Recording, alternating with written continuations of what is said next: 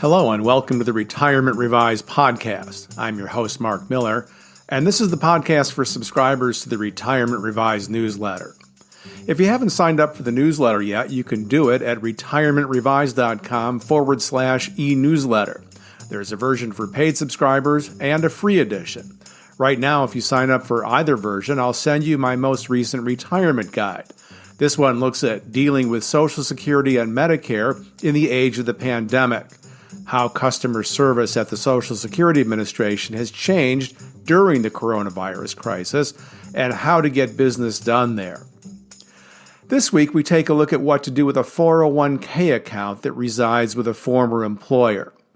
Last weekend, I wrote about this for the New York Times, the context being the stunning job losses that the country is experiencing now due to the coronavirus crisis. Tens of millions of Americans have lost their jobs, and the unemployment rate last month stood at 14.7%. That almost certainly understates the true rate, which likely already is north of 20%. People stuck in this situation are going to be looking for emergency financial lifelines to meet their living expenses, and retirement accounts will be a tempting option. The Emergency CARES Act, passed in March, provides flexible hardship withdrawal options for 401k and individual retirement accounts. Normally, income taxes are due on withdrawals from these accounts in the year that you take a distribution. And if you're younger than age 59 and a half, there's a 10% penalty. Under the CARES Act, this year you can withdraw 100% of your account, up to $100,000, without the usual 10% penalty. The income taxes are still due, but you can spread out payments over 3 years or redeposit the withdrawn sums anytime during that period. For people who don't need the money right now, the choice is to leave the money where it is or roll it over to an individual retirement account. That's an important choice whenever you leave a job for any reason. Joining me on the show this week is Scott Puritz. Scott is the managing director of Rebalance, an investing firm that helps clients manage their retirement assets. Rebalance is a big believer that rollovers usually are the best move, when that involves shifting out of high-cost 401k plans into very low-cost passive mutual funds. I interviewed Scott for my New York Times story, and he's got a lot to say on this topic that wound up on the cutting room floor. So I invited him back to share his thoughts more extensively on the podcast this week. Let's get to my conversation with Scott Puritz. Scott Puritz, welcome to the program. Mark, welcome. It's a pleasure to be on your podcast. You know, I think the timeliness of this discussion is going to be apparent in a very unfortunate way for a lot of people, because there are millions of people now who have lost jobs in the virus-induced economic downturn, who are facing questions about many things economically. But one, of course, is what to do with retirement accounts that may be sitting in a 401k with a former employer. And so this article that I quoted you in fairly extensively for the New York Times last weekend weighs the pros and cons of staying in a 401k versus moving to an IRA. So we're going to talk today about sort of the case for rolling over. And that's something that you and your firm have some unique perspective on. So first, tell our listeners a little bit about Rebalance and what you folks do. Sure, Mark. I'm a co-managing director with my partner, Mitch Tuckman, of an investment advisory firm called Rebalance.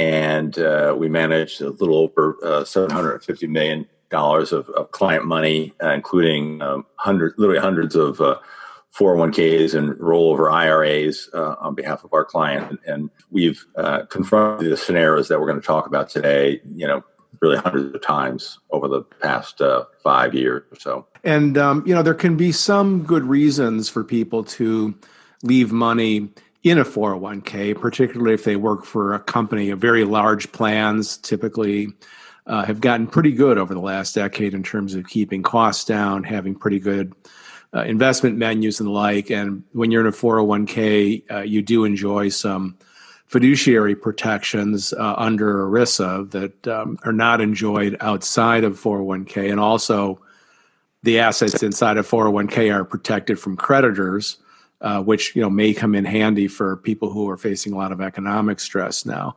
But that said, your perspective is that in the vast majority of cases, it makes more money to take. It makes more sense to take the money with you when you go. So let's just kind of enumerate what you would say are the key reasons that people ought to think about rolling money out of the 401k and into an IRA. Sure, Mark. I mean, I think at a high level, it's best to think of the 401k system in general as a great place to save money because, if you're an employee, saving a 401k is typically tax deferred, tax sheltered, and it's very common that your employer may match your funds as well. So Uncle Sam subsidizes part of that savings, as does typically your employer. By contrast, a 401k is not the best environment to be investing money.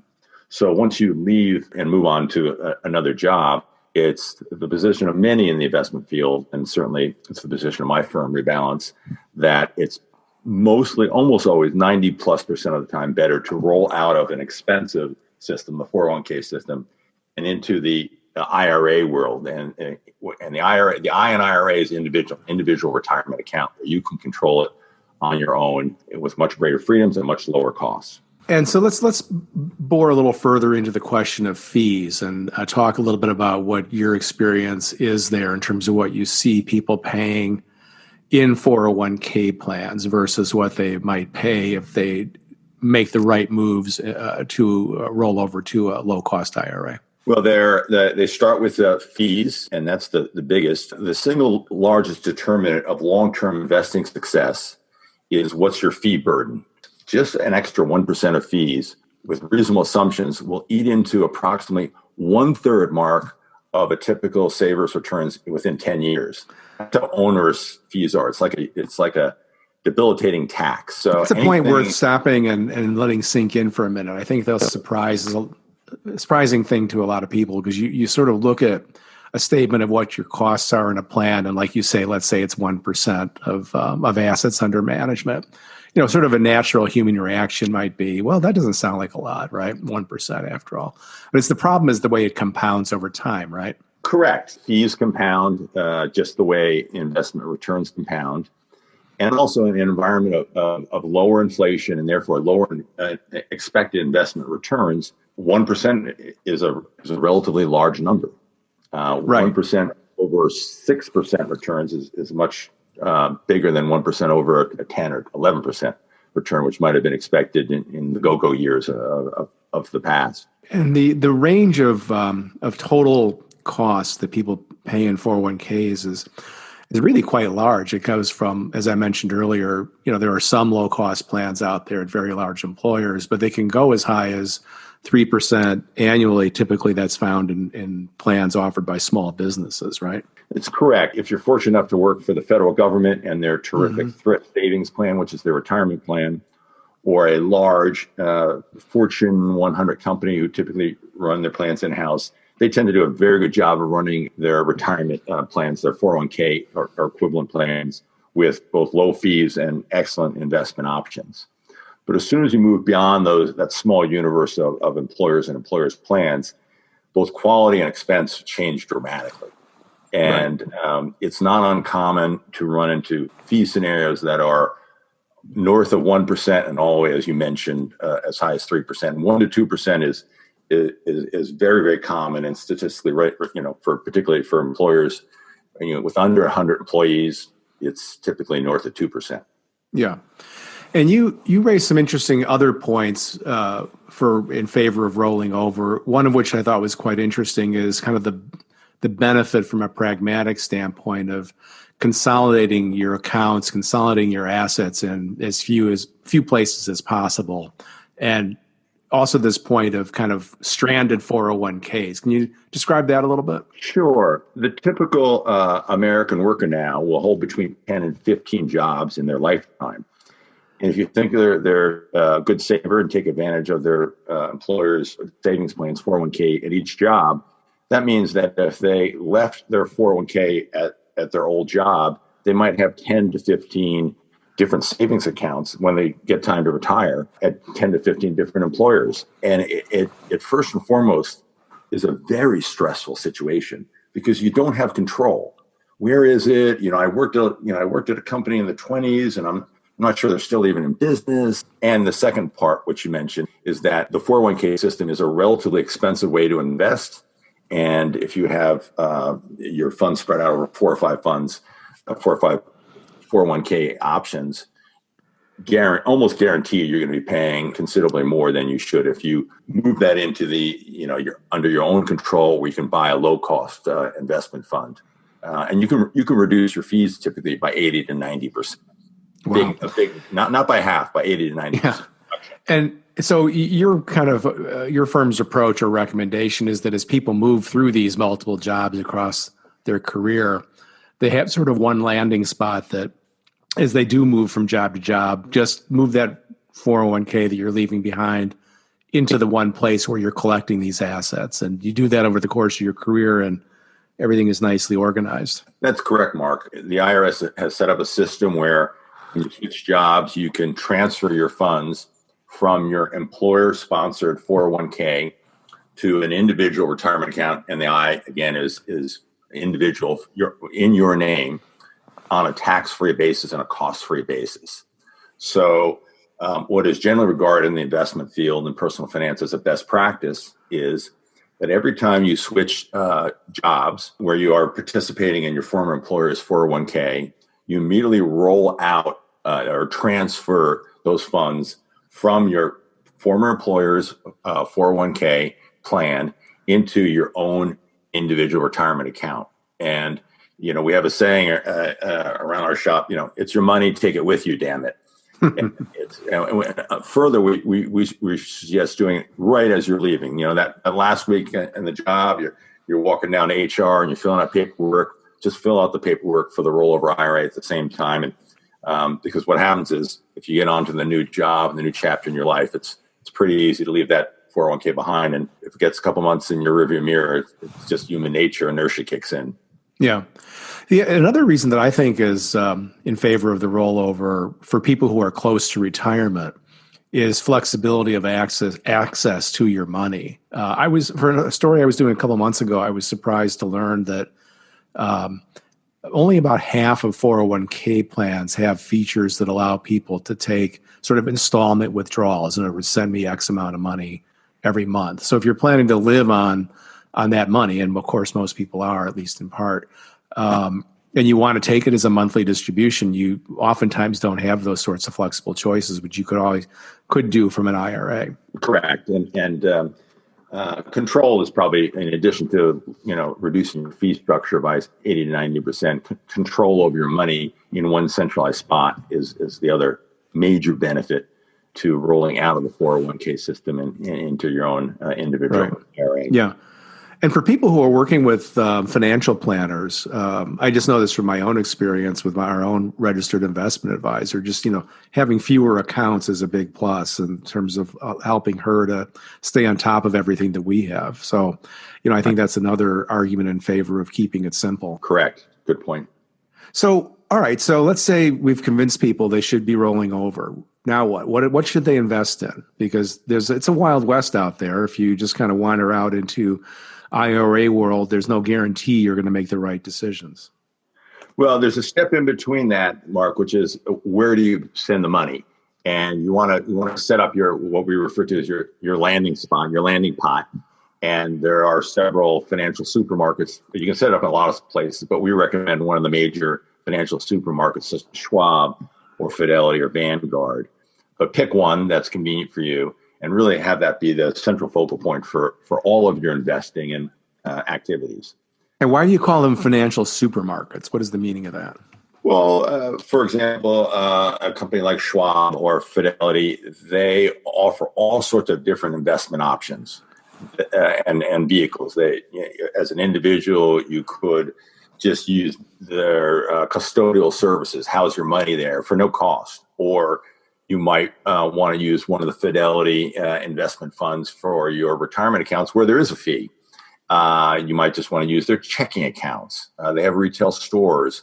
They offer margin loans. They have brokerage accounts. They've evolved into a wide range of individual and firm-oriented financial investment options. And they're very good at it. I mean, Schwab, Fidelity, Vanguard, the major shops are very consumer-oriented, very efficient, very good users of technology. All three of those have excellent customer service. By way of one second, by way of disclosure, Mark, sorry for interrupting. That's right. Rebalance, my investment firm, we do our custodial work at Schwab and Fidelity. So I just wanted to disclose that. Sure.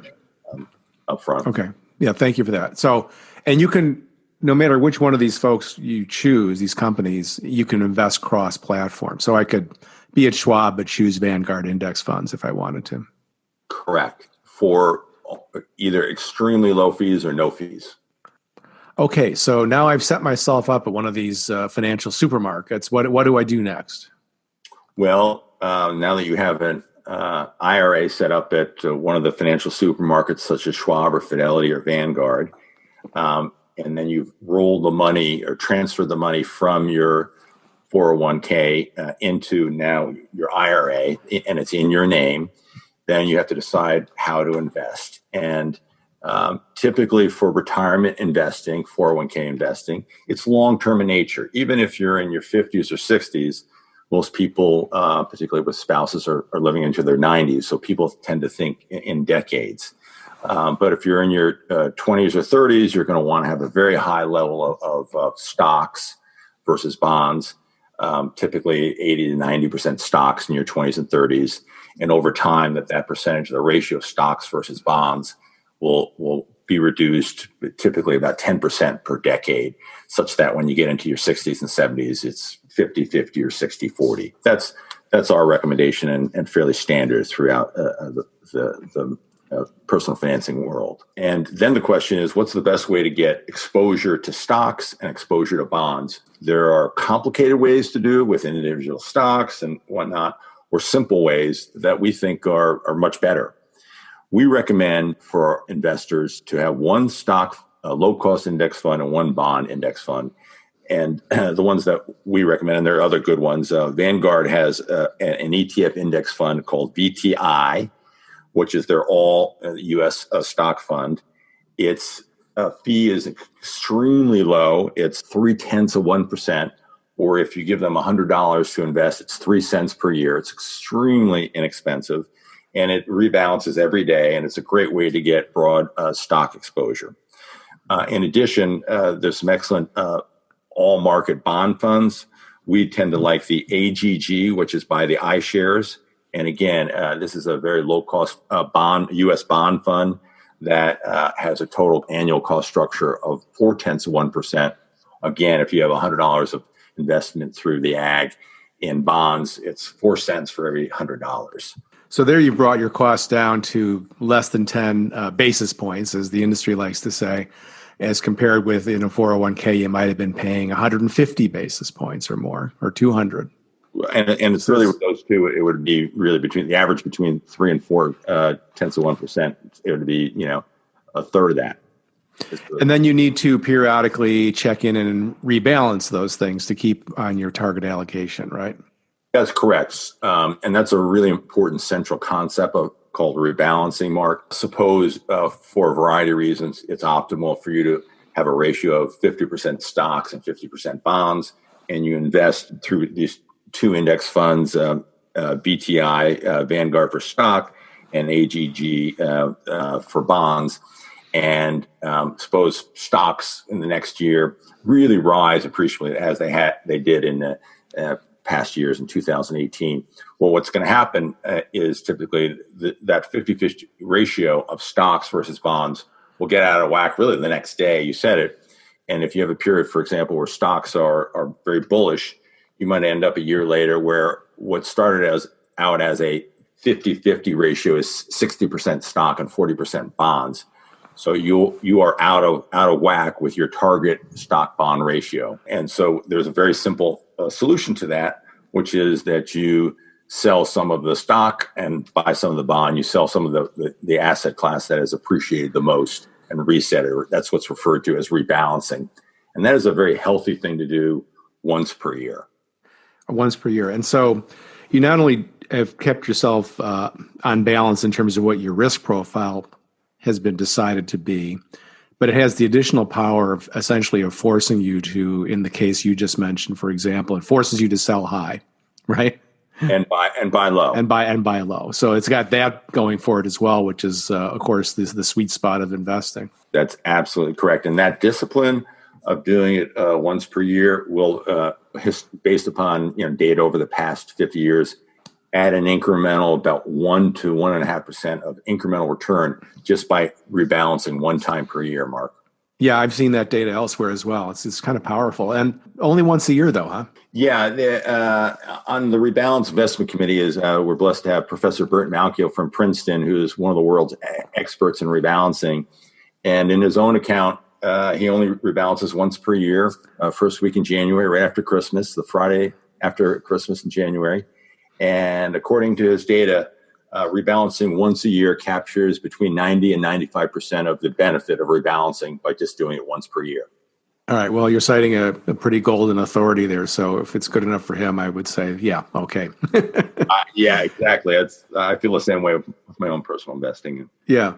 Okay. So a couple other things about the mechanics of a rollover that people should understand. Let's talk about sort of the under the hood aspects of this. There's a time window people need to pay attention to, how to best execute the paperwork and on what kind of schedule. Sure, Mark. The mechanics are that you think about it, you're transferring money from a retirement account controlled by or authorized by your old employer, and you're moving it out of the 401k system into your individual retirement account, which tends to be housed at Fidelity or Schwab or Vanguard, which is referred to in industry jargon as the custodian or the trustee.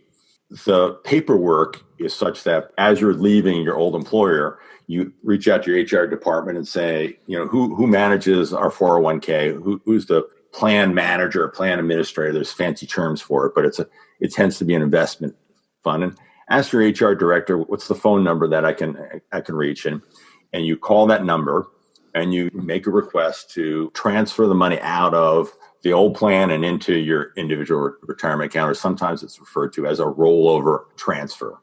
And they will provide the paperwork for you. You fill it out and send it to your old employer's plan, and also inform your new plan. If it's at Schwab or Fidelity, that the money's coming, and the two entities will then do a trustee to trustee, custodian to custodian transfer behind the scenes. And in typically 1 to 4 weeks, the money will show up in your new account and it's really the way to go. And you explained to me earlier that you've got this 60 days to get it done, and that the inertia is your enemy. Inertia is your enemy, in part. Once you get to that new job and a new stage in your life, this is why there's over $1 trillion of stranded 401ks and old 401ks that are unclaimed. It's a staggering statistic because people move on to new jobs, forget about their old savings accounts, and lose track of them. So that's an amazing number. It is an amazing number, and it's a staggering, and it's completely avoidable. And that's why we recommend on the way out the door, do all this paperwork, move to your landing pot, your individual retirement account. Down the road, when you're in your 50s and 60s and thinking about retirement, typically if you're a serial employee, you'll have two accounts. You'll have the 401k in your current employer, and you have your IRA that has been the landing pot for the last couple of decades, where you've rolled 4, 5, 6 different 401ks from different jobs into one spot, and you'll be completely in control, and you'll be able to keep your fees the lowest possible. So the last thing I want to ask you about is risks people should know about when they're making these moves out of the 401k environment. We touched on this very briefly earlier, but I'd like to get your take on it in terms of just the risks from a fiduciary standpoint. We have had this long-running bloody battle over fiduciary responsibility and fiduciary rules about, what can advisors, what kind of advice people can give to people when they're rolling out of 401ks. That was a big deal with the whole Department of Labor fiduciary standard, which didn't ultimately survive. We've got a new Securities and Exchange Commission fiduciary standard coming online this summer, but I think there's some debate about what exactly it means in terms of the obligations that advisors have. I just worry sometimes about this. As you've pointed out, there's a lot of money at stake in this system, and most of the money that is in IRA accounts is rolled over. And so one concern I have in this whole area is people getting bad advice and kind of entering an environment that has some risk. What's your take on the landscape there? You're, I think, wise, Mark, to identify it as a risk and a point of vulnerability for consumers. The single best form of safety is to always seek out the advice, if you're going to get the advice of an investing professional, of an advisor who's a registered investment advisor. The investing world is split into two. It's bifurcated. Investment advisors are either registered investment advisors who do have fiduciary responsibilities and answer to legal constraints and are regulated by the Securities and Exchange Commission, or stockbrokers and dealers who are largely unregulated and answer to have a much lower standard. And we would recommend staying away from that world. And those are some big names: Morgan Stanley, Merrill Lynch, Wells Fargo. Within the registered investment advisor world, there are professional guidelines and legal fiduciary obligations to always do what's in the client's best interest. And this, I think some of the same logic maybe would apply to the insurance business, where sales of annuities. I think largely a lot of it escapes the kind of the fiduciary realm as well. And there's a healthy business out there of getting people to roll money out of 401ks into annuities. Not to say that there could never be an opportunity where annuity wouldn't make sense. I wouldn't say that they never make sense, but I think it's an area of concern. It's an area of extreme concern because they usually don't make sense, and the fee structures in annuities are typically between 5 and 8%, and subject to a lot of abuse because of all that fees that can be generated. But that's a topic for a different. High fees, hard products to understand, and then of course you got the really colorful stuff out there, like Bitcoin IRAs or IRAs to invest in gold and stuff like that. Yeah, I mean, our philosophy is keep it simple. Never invest in individual securities. There's no need to do that anymore. Individual stocks or bonds. The index fund options are so diverse, and the good ones are extremely well managed and just extraordinarily low cost now. Pennies on the dollars at most. And so, as we mentioned before, we think for the typical saver, all you need are two funds: a stock fund and a bond fund, and make sure that they're an index fund that's low cost. And you can just dial a ratio between each one of those two, and that'll meet 80-90% of your investing needs really for your whole lifetime. Yeah, and you're getting really great diversification, unmatched really, at super low cost. Correct. I mean, those funds I mentioned have tens of thousands of individual securities in them. Right. Massive diversification, extremely low cost. They rebalance every day. They're run by very honorable, organizations with great reputations.